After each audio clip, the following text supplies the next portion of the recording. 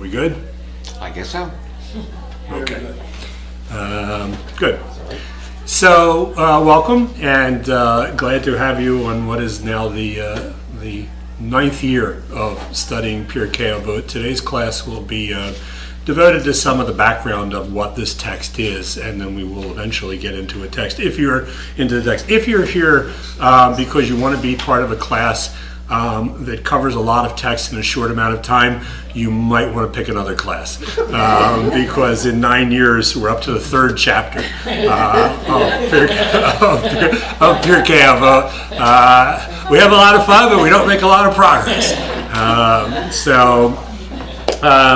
And for those of who have been taking the class for years, you'll bear with me while we do the introduction. But it's always good to have a new take on Jewish history, and I find that when I teach it differently every time because new stuff strikes me at various points in my own life, which I think, by the way, is the beautiful thing about Jewish life. Is that Jewish life, for people who are interested in continual learning, can find that our sacred texts, our theology, our philosophy can speak to you anew at every stage of your life. And that the way that you would read a sacred text like the Torah would be vastly different, for instance, when you're retired versus when you're working, when you're single versus when you're married, when you have children and before you have children, when your children are grown. At various stages in our lives, the thing that makes this text and learning so dynamic is that although the text stays the same, we never do.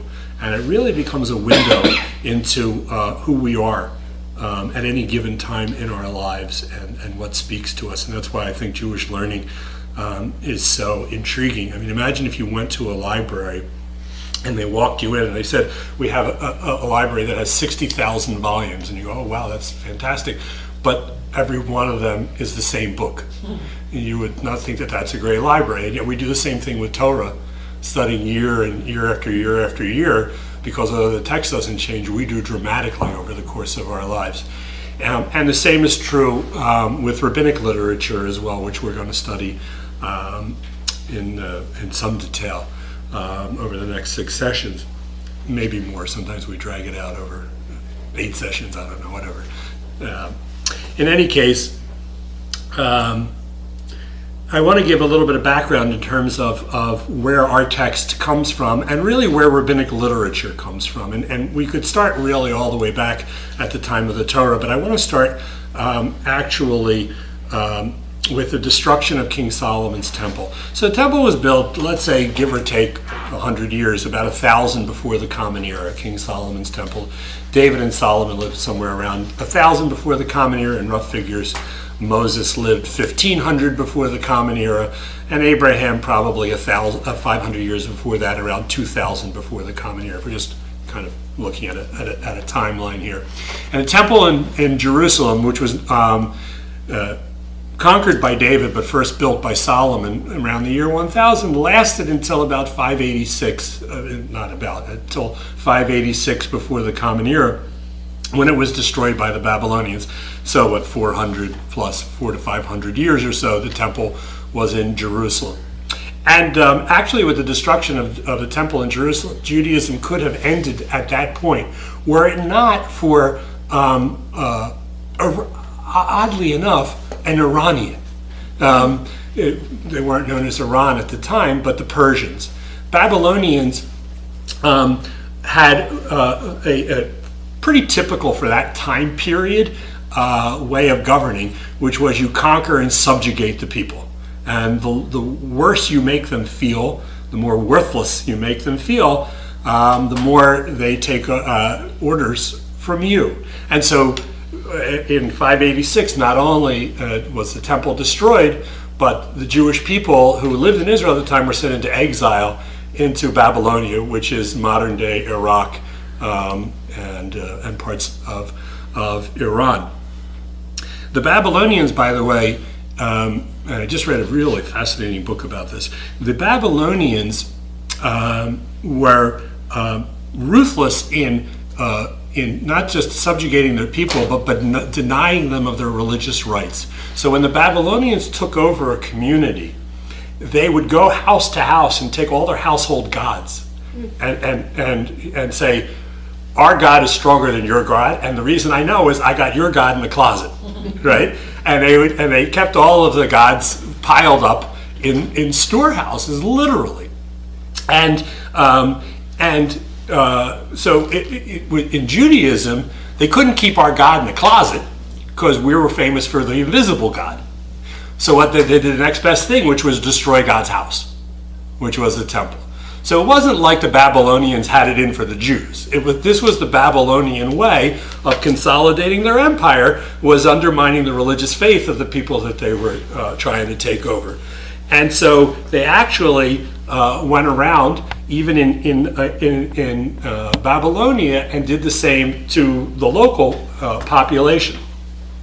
And were it not for one man, Judaism probably would have certainly, if not ended, certainly have been a very, very small and very fragile people, were it not for Cyrus the Great. And Cyrus the Great was the leader of the Persians, and the Persians beat the Babylonians. But it's just really interesting, the way that happened was that Cyrus, in a way of governing that was the antithesis of the Babylonians, made it known that if the people who he was going to take on the Babylonians, but if the indigenous populations showed their loyalty to Cyrus and not to Nebuchadnezzar, the king of the Babylonians, he would allow them to restore their religious faith. Very smart. The exact antithesis. And what he did was actually fascinating. He actually did a publicity campaign, sort of, it's kind of like when the Israelis are going to bomb an area in Gaza, they fly over and they drop leaflets and say, get out of this area, it's going to be turned to rubble or whatever. Cyrus apparently did the same thing. He sent messengers into the various communities to tell them, you guys hate the Babylonians, we hate the Babylonians, side with us, and you'll get your religion back. Which was, and so much so that when Cyrus entered Bavel, the city of Babylonia, now he had fought a couple little wars before that, not trivial wars, but by the time he got to Babylonia, into Bavel, they welcomed him with open arms and open gates. There was no battle for Babylonia and Babylon. And so what did he do? The first thing he did was he opened up these storehouses and gave everybody back their gods, and now he really is Cyrus the Great. Everybody loves him, right? And he's got all this tremendous loyalty, and he makes all of these people who were subjugated by the Babylonians his vassals, the satraps, which is a phrase that you know, by the way, from the Megillah in Esther. All of the satraps, if you ever read chapter 1 of the story of Esther, he sends stuff out to all the satraps. That's during the Persian period. And so they have all of these areas that are under Persian domination, Persian rule, but not domination. Under Persian rule, but allowed to practice their religion. And in the context of that, Cyrus then allows the Jewish people, not just permits the Jewish people to go back into Jerusalem, according to the Bible, in the book of Ezra and Nehemiah, who lived through that particular period, and their stories are in the third part of the Hebrew Bible. Hebrew Bible is made up of 3 sections: the Torah, the prophets, and the writings. Torah through prophets is chronological and pretty much, and writings is extra literary works. The 3 together, by the way, are called the Tanakh. So Torah and Bible are not synonymous. The Torah is 1/3 of the Hebrew Bible, and in the book, and the Ezra and Nehemiah, coming late in the biblical period, get into the book of Ketuvim, of writings, that 3rd section. And stop me if there's anything I'm talking about that you either want to comment on or you have a question about. In any case, what Ezra and Nehemiah write about is that Cyrus, and I didn't even realize this until I read it actually in another book, actually paid from the Persian coffers to have the temple rebuilt. Which, if you think about it, it's a totally different mindset when it comes to governing. Make people your friends, build coalitions, it's a beautiful, and we're talking about 500 to 450 before the Common Era. And so he allowed the temple to be rebuilt and Jewish people to return. Now, the people who returned were not always was not the entire population. The people who returned from Babylonia to Israel, to Jerusalem, to rebuild the temple were not necessarily the leaders of the communities, because it's like today. Today, you can go to Israel and make Aliyah. We live in the greatest time of Jewish freedom in human history. All you need to do is call up Nefesh B'Nefesh and say, I want to make Aliyah, and you get money, and you get plane fare, and you get settlement fee, you get a place to live, and all the kinds of things that help you to do that, but you're not going. And neither am I. Even though we totally have the option to make Aliyah, we don't go for any myriad of reasons. We have our family here, we have business here, we have roots here, we like America, we like hot dogs, we like July 4th. Whatever your reasoning, your reasoning is, you're here even though you can go there. And the same thing was basically true in Babylonia. Even though Cyrus said you all can go back, he didn't. Most of the people who were well established, it had been 50 years already that they'd been living in exile, they weren't interested, but a lot of people did go back. But amongst the people who went back in that population were largely unlearned people. Like today, honestly, the people who make Aliyah, the number one reason for making Aliyah is, anybody? What do you think is the number one reason why people make Aliyah in terms of just in sheer numbers? You would think that it was. You would think that it was. It's not. You would think that it would be ideology, the Zionist dream. Not. Financial. No, it's the number one. And then you might think, well, it's persecution. You live in countries like there's a lot of Jews emigrating from France right now for good reason, right? It's with benefits. Free living. Exactly. What's the largest population transfer into the land of Israel over its entire period of time? The Russians. Because life in Russia stinks. And economic opportunity is very limited. And particularly if there's latent anti-Semitism, that doesn't help. And so the same thing, the people who left Babylonia to come into Jerusalem were the people who had the least to lose. And so although they had the numbers, they didn't have the Yiddishkeit.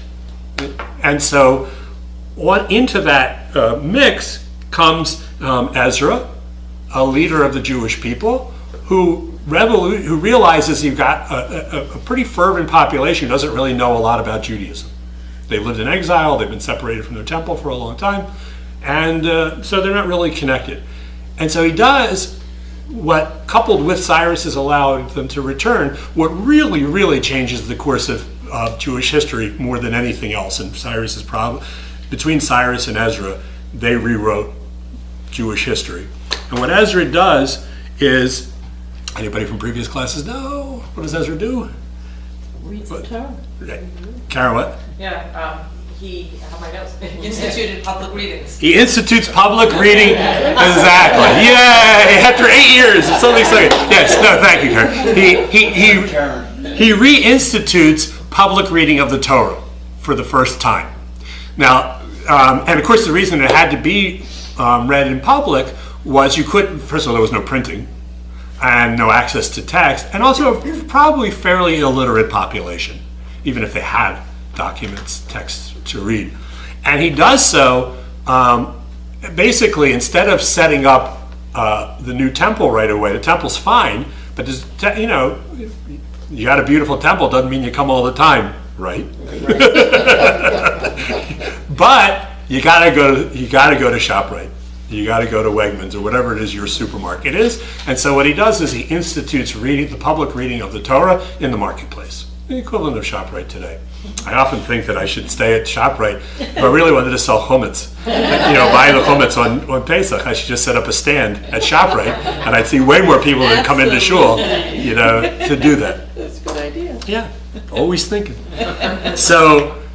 And he does so not just on any given day, but he does so on the busiest market days, which are 3 days after Shabbos and 3 days before Shabbos, which is Mondays and Thursdays, which to this day, thousands of years later, Ezra again living somewhere around 450 before the Common Era, so 2,500 years since, that's exactly where Bethel and every other synagogue reads Torah, Mondays and Thursday mornings, going back to the time of Ezra when he instituted that public reading, which was a great savior for Judaism, and really made it very clear that this was a populist, democratic religion without the political overtones of both of those words today.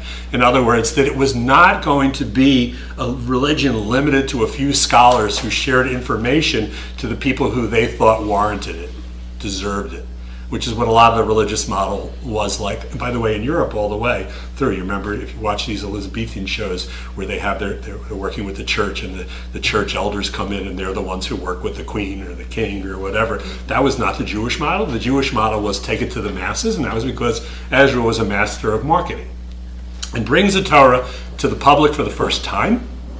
And for the first time, people have wide access to the most sacred learning. It wasn't like they shared some learning with the people, and they reserved some really special stuff for the religious elite.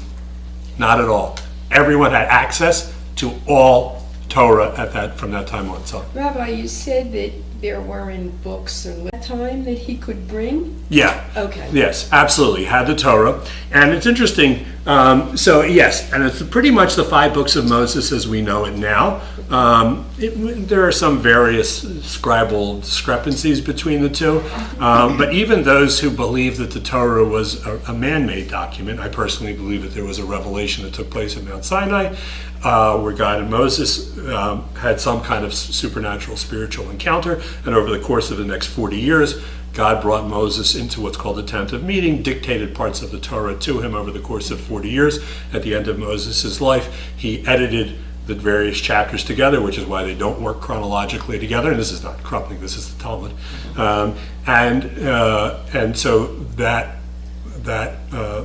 by Moses' time, the Torah was pretty much complete as we know it. But there are other schools of thought, which is that it was entirely man-made written document. But everybody agrees that by the time of the Babylonians, it was during that exile that whatever text we have now really solidified. So Ezra it's a really good question, because not only did he have the Torah, he had the Torah in the closest version to what we have now. So for people who believe that it was written over hundreds of years, as opposed to over 40 years like I'm espousing, it was the version that we have pretty much now. And one of the reasons, we can go into it another time, but there's a lot of little sections of the Torah that seem to be more proper for an exile community than they were for an indigenous, a slave population that was going to become indigenous to Israel. So there are some markers there that sort of make it feel that it might have been redacted in Babylonia. But yes, pretty much the Torah as we know it today was. Now, how much of it they read at any given time, was it the parshas that we have now? Not exactly, but it was pretty close to what we have right now. And so, What about the prophets? Oh, sorry. How long was the exile? so that exile only lasted about 50 years. Right, Because what of the, about language barriers? Because people were ensconced in their language, the other languages. So how? yeah, well, one of the great things about what Cyrus did was by restoring the people to their indigenous communities, their native communities, they were able to maintain their languages. So the Jewish community in exile kept whatever Hebrew, Aramaic, it was probably some, but the sacred text was always, of course, in Hebrew. But the point that you make is a really super important one, because what Marcia's asking is, why would we assume that the average Babylonian would know Hebrew better than you do?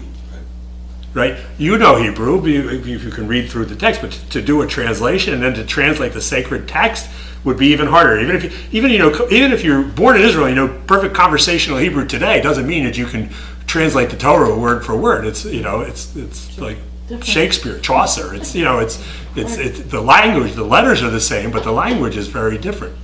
And so what Ezra did brilliantly was, in the marketplace, he had running translation when the Torah was read in public, which is something we might want to ever go back to. It's been 2,500 years since anybody's done it, but it's a cool idea.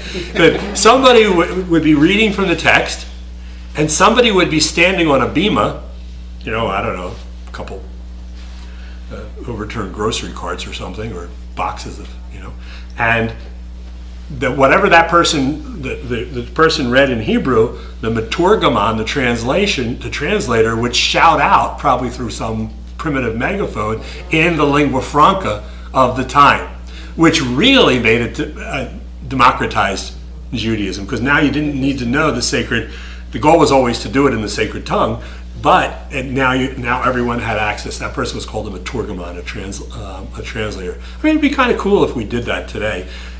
That if we used electricity on Shabbos here in shul, that would be one of the first things, right? You could exactly. It's like if you ever been to the opera, right? Like the opera, exactly. So you could have that would be really cool.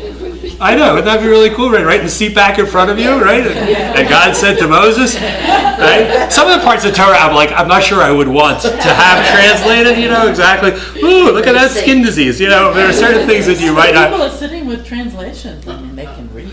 Yeah, but if I was at the opera, I would not sit and read a translation. But Alex likes the opera, so we do go periodically. And I like I follow it better because first of all, also you can look at the opera and it's text at the same time. If you're looking at a book, you can't see both at the same time. And the text stays there for quite a while. Right. Yeah, right. So anyhow, so that's what it was like, minus the technology. So that's a really good question. And that now really made and we're not, by the way, the people that went back are not the same people, not the scholars of, they're not the college professors. They're tenured in Babylon. They're not going back. It's the average Joe and Jane Jew,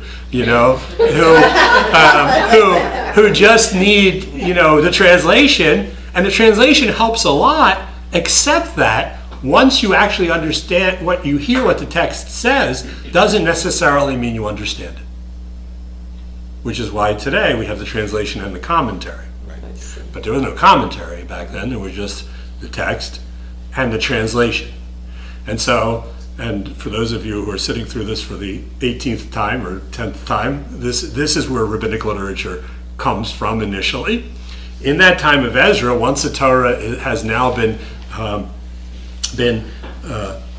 publicized, the people who went to market, and it wasn't like today. I like doing the shopping in my family. I love going to the supermarket. That's like one of my most relaxing things to do. That's pretty bad. No, I know, it's very relaxing. I think some of that it gets back to sort of my hunter-gatherer provider roots. There's something very, just basic. Yeah, exactly. I can't go and kill a woolly mammoth, but I can bring back what's on sale. So but in the ancient world, it was much more common that I would do the shopping than Helene would do the shopping, because Helene was home with the kids, and the husband went because not only was he buying, but he was also selling. Right? You go to market, you're bringing your tomatoes to swap out for somebody else's eggs. And so in the process of doing that, in a time before television, the internet, and whatever else we use for distractions today, that public Torah reading became a source of entertainment. So people actually came to hear it, and I don't know, it took an hour, it took a half hour, I don't know how long they did it, but it was interesting to them. And so they went to, not just to learn, but to hear and to be able to talk about. Exactly. The same way that people comment on the news today, right? People would comment on what the Torah reading was about. Because the person who read the translation was like the person who reads the news on KYW. Brad Siegel, by the way, was my childhood buddy. He and I spent every day, we walked to school every single day from 1st to 7th grade, me and Brad Siegel, who now reads it. He got a big job now. He's the daytime anchor on KYW. His mother, Muriel, is so proud. Anyhow, so he's an old friend of mine. But Brad Siegel is not a political pundit. He's the guy who reads the news. He might know a lot about what's in the news because he reads it, but he's not an interpreter of it. And neither was the Maturgamon. The guy standing up there was not the guy to go and ask and say, what does the Torah mean? He's just like any more than going to Brad Siegel and asking him for political analysis. He may know, he may not know. So it wasn't too long, however, before questions arose as to what does that mean? And so the classic example that I always give is Helene sends me to the market to sell our tomatoes and to bring back 2 gallons of milk and a pound of chopped meat. So I go to the public square, to the market, and I hear what's being read that time, and they're reading from the book of Leviticus, and it says in the book of Leviticus, Lo tevashel gedi b'chalev imo, do not seethe or cook or boil, whatever that word means. Don't cook a calf in the milk of its mother. So I come home to Helene, and she says, what'd you learn today? You know, it's not all that interesting back at the farm either, and she wants to learn. In fact, as anybody who knows my wife knows, she's smarter than I am and learns a lot more and a lot quicker.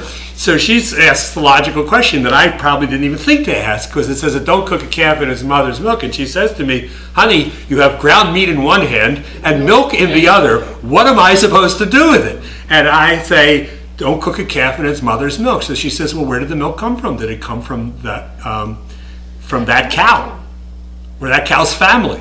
How do I know? Do I know? I bought some milk and I bought some meat. What do I know? And so she says, well, I don't, this is not, remember, this is not news. This is not entertainment. This is the word of God. I mean, this is the Torah. This is the revelation to Moses in the desert. And so we're not fooling around here. And my Helene doesn't fool around like that when it comes to Jewish law. So she says, figure it out. Because I'm not cooking meat and milk together unless you tell me that it's specifically that these 2 cows, this cow and this cow, were not related. How do I know? So I go, so the next day, Thursday, I was Monday, Thursday, I go and I say to the Brad Siegel guy, does it mean I should cook a calf in the milk? I can't cook a calf in the milk of its own that it was raised from? Or does it mean I can't cook any cow in any milk? He goes, I don't know, I just read the news. So he says, go ask Bernie. Bernie knows the laws. He says, all right, I'll go ask Bernie. So I go over to Bernie and I say, Bernie, does lo tevashel gedi mean that I can't cook a calf in the milk from its mother, or does it mean from any cow? And he says to me, it means any cow and any cow's milk, any cow meat and any cow milk together. And I go home and I tell Helene, and she says, good, well, we're not going to have, hamburger parmesan today, right? So that's good. So Helene is talking, and Cindy next door comes over and says, what happened to the parmesan? She says, no, Aaron told me you can't cook a calf in the milk of any, and so she says, oh, that's very interesting. I gotta tell Rob. So she says to Rob, you can't cook, sorry, Rob, but I know you like milkshakes and fleischies. You can't have it. But why not? Because Aaron saw Bernie, and Bernie said, this is what you can do. So Rob says, oh, well, okay, next time I go back, I'm going to talk to Bernie. So he goes back, and next time another question, he finds out about milk and meat, and he finds out about whatever questions come up, and he tends to go to Bernie because I go to Bernie, and Bernie knows his stuff. Then she goes on the other side, my other neighbor, Tanya, and says to Tanya, why are you eating ground meat with milk? And she said, don't you know the law? And Tanya says, I do know the law. In fact, Mitch went and talked to Bobby. And Bobby told him that it only means that particular cow and that particular cow's milk. But if it's any others, you don't have to worry about it. So Tanya comes over to Helene and says, what's with Aaron? He's making it very difficult for us, whatever. So I go to Mitch and I say, Mitch, what's the deal? And he goes, I asked Bobby. So I come into to town. This is now a couple months. This goes on for weeks and weeks and weeks. And I go into town, and Mitch and I are walking, and I go, Mitch, look, see Bernie over there? See all those people gathered around him? See them? They're all asking him questions. See Bobby sitting alone over there? Because nobody listens to Bobby, okay? You got to go with Bernie. And pretty soon, that word spreads, and Bobby gets a new job. Because Bernie is now in the Torah interpreting business, right? How he makes a living on that is another story. He can't make a living on it. He's got shoe repair, but most of the time, and he can do the shoe repair while telling people because really most of the rabbis, the idea that a rabbi can make a living working for a synagogue is really something relatively new in Jewish history. Most in rabbinic times, they all had other jobs. In any case. So you can see how this would play out. So over time, Bernie would have more and more students, to the point, by the way, where Bernie, not only did he have more students, but he actually more people coming to him. He actually raised up students who could help him do the job. So he's got like assistants, and eventually it becomes Beit Bernie, the school of Bernie. And Bernie's got lots of other people, and Bobby's in a different business. But for every Bernie who's got everybody, and Bobby who's got nobody, there's a Steve in the middle who's got some people, but not quite as many as Bernie, but not as few as Bobby. And so Steve can stay in the business too, and some people go to Steve, and more people go to Bernie, but they become the means of this oral tradition about what the law actually means in practice, which is really, really important, which is basically what lawyers do today, right? There's the Constitution, and then case law develops when constitutional law, law by code is interpreted for various situations. That's where, as case law continues to develop to this very time, that's how rabbinic Judaism started the same way. Jewish law developed over time as an oral tradition.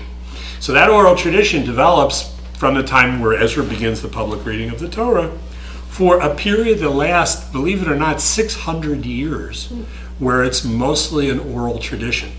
Some of it might have been written down, but most of it was left oral. And the reason why it was left oral is that it was both good for the Jews and bad for the Jews, which is a familiar refrain in my team. What's good for the Jews about leaving the tradition oral? Anybody? A lot more people will feel more comfortable coming because if they don't know anything and they move into the area. Right. So they can get they can have access to the learning, to this oral tradition. Why else is it good to keep it oral? They gather together.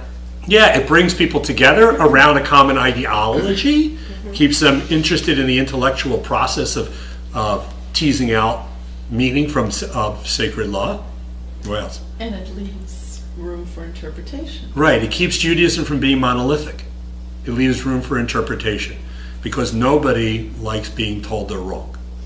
And least of all when it comes to God's word. You don't want to be on the wrong side of that. And so the oral tradition is actually very healthy for the Jews because you have various communities doing their own, and they organize, as Karen was saying, and Yafa, around their like-minded ideology. That's why some people belong to a conservative synagogue, some to an Orthodox synagogue, Reform, etc. Because it's not just community, it's not just the people. It's actually the way that you put Torah into practice has a lot to do with that common bond, which is something, by the way, parenthetically, especially for you Satels who are thinking about the Bethel family, which is when you can walk into any public place, you go to the Flyers game, and you don't know anything about the people sitting around you other than that they're Flyers fans, maybe. They might be Rangers fans, you don't know.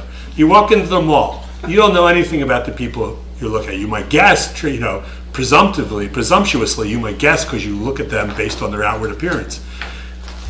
But when you come into synagogue, you know that if they're not the guests of the bar bat mitzvah, but they're the people who are here on Shabbos or daily minyan or whatever, you have a lot in common with them in some very core, essential, fundamental, foundational values and ideals.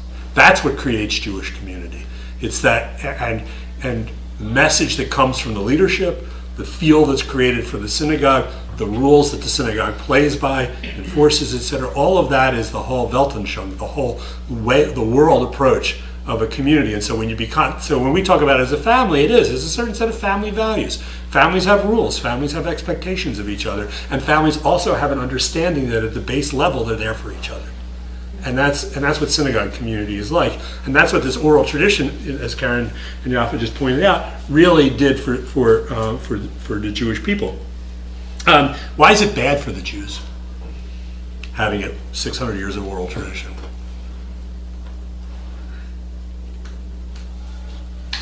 Well, a couple reasons. One, what if you don't have access to Bernie or Steve, or the school of Bernie, or the school of Steve? And by the way, Bernie and Steve actually had names that were called like Hillel and Shammai, and names like that. They actually had Jewish names too. And Beit Hillel and Beit Shammai, the house of Hillel, the school of Hillel, school of Shammai, etc. But if you don't have, first of all, if you don't have access to those interpreters, a written text would certainly help. And also, if everybody's making Shabbos for themselves, if everybody's doing Judaism in their own way, there's a certain lack of cohesive structure to the people. And so there was, on one hand, a drive to keep things oral and flexible and malleable, and on the other hand, to sort of codify it. But it didn't happen for 600 years until the year 200 of the Common Era. So Ezra, Torah reading in public 450, 200 of the Common Era, 650 years later. There's a lot of time in Jewish history. And a man of great political power and material wealth, his name was Rabbi Judah the Prince, Yehuda Hanassi. He decides that it is time to put the oral tradition down in writing, which is good for the Jews because of access, bad for the Jews for the following reason, the way that he did it. He couldn't do it any other way, really. But he was friends with the Roman government, had access to the diaspora, wide representatives in diaspora. What he did was he sent representatives to each of these Beit Shammai, Beit Hillel, or whatever the house of learning was, and he said, on any given topic, give me your psak, your rule, your decision on what Jewish law should be on this. Unrelated, and by the way, it was on keeping kosher, but it was also on giving tzedakah, and it was on all the holidays. What does a lulav look like, and what is matzah, and matzah, and how do you kasher your house for Pesach, and what if somebody falls on your property and breaks their leg, which the Torah talks about, and how do you farm your land, and how much of it do you give to the poor, and how do you respect the elderly, and how do you observe the laws that are related to women's purity, and just anything Jewish that you can imagine. It wasn't just ritual; it was also a lot of criminal matters. Can you convict somebody on the testimony of one person, two people? What do they have to? They have to warn the other person before they commit the crime. There's every aspect of life. Torah permeated every aspect of a person's life: personal, professional, intimate. And so what he did was he asked the people to come back with, and he must have had some big office space somewhere, and in Israel. And he says, okay, everything related to Passover we're going to put in this room on these big tables. And we're going to take everything from, let's say, how you do a Seder. Whole sections on how you do a Seder. How many cups of wine do you drink? How strong does the wine have to be? How much wine do you need to drink? I love that I was reading, if Jews did Christmas, we would have had a whole section of Talmud on the tree. How tall does it have to be? What color do the lights need to be? Does it need to be near the window? Does it not need to be near the window? Right, exactly. How many days can you keep it afterwards? Is there a proper way to dispose of it? We would have had all of that. So imagine that for any area of Jewish life, and the same thing was basically true. So he took people in, and he says, we'll do a room, it's all Seder, all Passover stuff. So he says, all right, everybody who says that a Seder looks like this, we're going to put it in this pile. Everybody says it's going to look like this. Everybody says like this, like this, like this, like this. And he's got all these opinions on what a Seder looks like. I'm oversimplifying here. And he says, okay, this one we're going to call the majority opinion because it's got the most votes. This one we're going to call the minority opinion because he was not so chutzpahdik to say that I'm going to write the code of Jewish law. He still wanted to maintain an oral tradition. He just didn't want to have 57 different oral traditions. He wanted to have 2. So he says this will be the majority, this will be the minority, and all the rest he threw in the trash.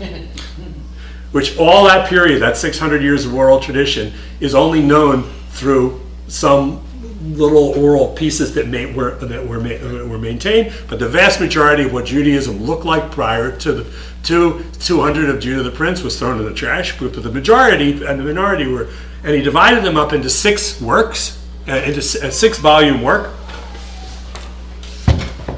and he called it the Mishnah, which means the teaching. And the Mishnah, and he ordered them topically. So you have 6 orders of the Mishnah. Like, for instance, this one is called the Mishnah Moed. This is a book in translation and commentary of just the Mishnah. And this is Moed. Moed deals with all the festivals, Shabbos, and all the Yontifs, and anything you could think of in 200 before of the Common Era about festivals. That's all in this one. This one is called Kodashim. It's everything that had to do with the temple, although the temple had been destroyed in 70 of the Common Era, and for reasons we'll talk about a little bit at the next session. If the temple was going to be restored, we got the book on how to do it. This one is called Taharot. There's a ton of stuff on mikveh and women's purity and all that kind of stuff. Which, by the way, and so that's all in this book of the Mishnah. Which, by the way, when people say, do you observe all 6? I just had a conversation with a guy who said, well, I try to observe all the 613 commandments. You could try forever. You wouldn't even come close. You could do about 225 of them because, first of all the ones in here, mister, you can't do. Because they're all related to body parts you don't have. It's just not you, okay? And there's a whole section of this book called Zera'im, which deals with all the agricultural rules in the land of Israel. Well, if you're living in Cherry Hill, my friend, most of the rules in this book don't apply to you either. There's this one that's Nashim, that is has to do with also related to women's issues, like, for instance, Sota. You remember that section of the Torah where a woman is suspected of adultery, her husband brings her up and charges, and she has to drink some water mixed with ash, and et cetera, all kinds of laws related to women. And then this one, which is actually a pretty big one, is called Nezikin, which is all things that literally means torts. Everything that has to do with criminal matters, of which there's a lot of that in the Torah. And so this 6-volume work of the Mishnah is studied obviously till today. I just pulled this off the shelf of our library, but it's really the first code of Jewish law arranged topically, because the Torah doesn't work that way, as you well know. You get laws of Passover spattered here in the story of the Exodus, and then later in Deuteronomy, and all over the place. You can't just go to the index and find it all in one spot. So good for the Jews that this is all now in one spot. Fantastic resource for learning what Jewish practice is really all about. And by maintaining the majority and the minority, kind of kept it fluid. And so the Mishnah was written in the year 200 of the Common Era. And again, people had access to it because there were people called Tanaim, whose job it was to be walking memorizers of Mishnah. So you would go, because they didn't have a printing press. So you'd have a guy who all he did was memorized all of the Mishnah of Zerai. He was like, Brad Siegel push play. And he just could read the whole thing, and he could tell you about that. And the great thing about it was, if I went to the house of study and I listened to a Tana, I could then go home and tell my very smart wife, here's what I learned today in the Mishnah. But because she is who she is, what would she do? She'd ask a question about the Mishnah that I never thought about asking, and send me back to the Beit Midrash to figure out what they really meant in the Mishnah, because the majority and the minority were not clear enough to actually put into practice by somebody who really thought it through. And so it wasn't very long that between the years 200 and 500 of the Common Era that the oral traditions of interpreting the Mishnah came about. Those discussions, the give and take, were written down in a work called the Gemara. And the Gemara is therefore the running commentary of explanation of the Mishnah, and the Mishnah plus Gemara equals the Talmud. That's what the Talmud is. The Talmud is the Mishnah with the commentaries of the Gemara, and the way that the Mishnah, the Gemara works is it will give you a little shtickle, a little piece of Mishnah, and then a lot of Gemara, and then another part of Mishnah, and a lot of Gemara. So you can actually read the original laws and the discussions that took place in the Beit Midrash as to what it actually meant. Okay? Now, I share all of this by way of background because the section that most of the Talmud pertains to legal matters. The vast majority of it, how to put Torah into practice.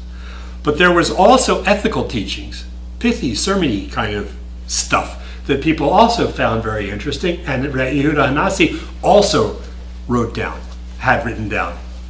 And so one section of the Mishnah that has no Gemara on it, has no oral Gemara tradition on it, is called Avot, the wisdom of the fathers, of the ancestors. And in Hebrew it's called Pirkei Avot. So Pirkei Avot is a section of Mishnah that is non-halachic, doesn't talk about Jewish law, is pithy statements of the same rabbis who were expositors of rabbinic law, who were experts in interpreting and applying Jewish law, but these were non-legal teachings of them. They were deliberately collected without Gemara so that we could provide the Gemara in our discussions through subsequent generations. And therefore it should come as absolutely no surprise to anyone that the most famous part of the Talmud is Pirkei Avot, is the ethics of the fathers. Precisely because it doesn't have Gemara, because it's written in such a laconic way that it actually begs interpretation and draws you in. It is non-halachic, meaning that it does not tell you this is what you should do, but it raises issues of morality and ethics and interpersonal behavior and spirituality that has made it truly timeless. And that's why it's studied in such great detail. And so what we're studying is sections of, like for instance, as a teaser for next class, what we're studying a section that reads as follows, and this is only one translation of it, but Rabbi Yishmael says, and we'll learn about who Rabbi Yishmael is next time, Rabbi Yishmael would say, be speedy to obey a superior. Be dignified before the young, and cheerfully greet every person. That's what we're going to study next time. Now, that's not law. So, because you could read it and you would say, be speedy to obey a superior. There's a lot of superiors in government I'm not too eager to obey right now. Right?